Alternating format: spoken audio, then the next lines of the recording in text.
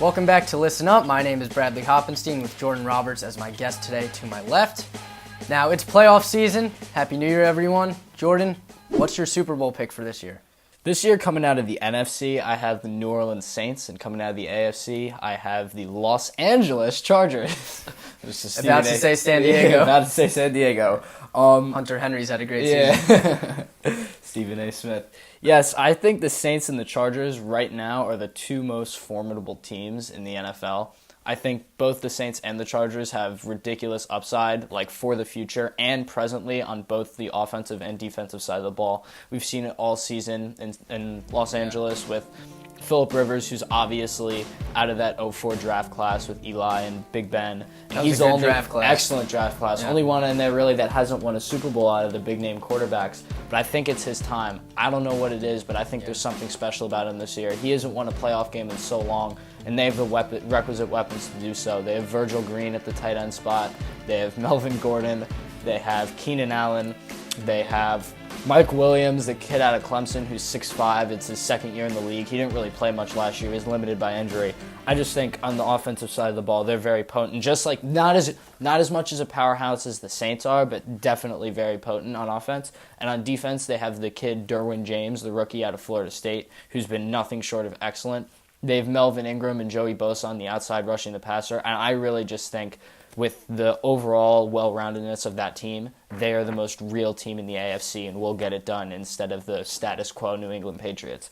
And to the Saints real quick before you go, offensive juggernaut, and they have the 1 seed, and I don't see anybody going into that building and winning. They've put up the most points this year in the NFL at home.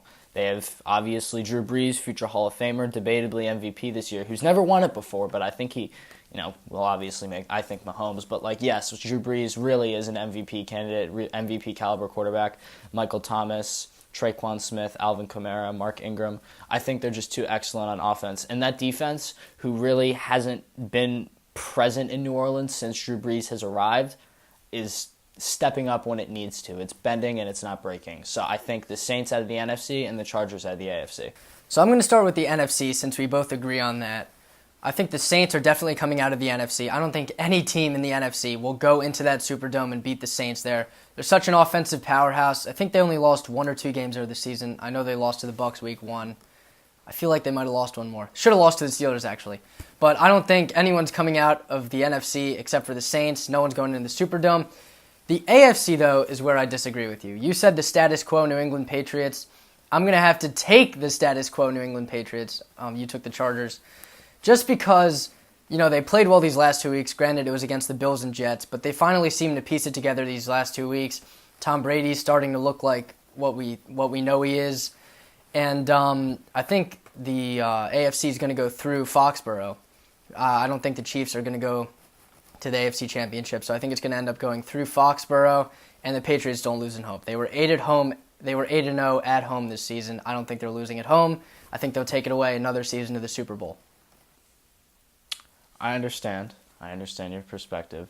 The only thing about the Patriots this year is not really the only thing, actually. There's many problems with the Patriots, and let's be honest here, Rob Gronkowski's in extreme decline. He's been almost a non-factor down the stretch. And I'll just take your next point that the loss of Josh Gordon does not help them.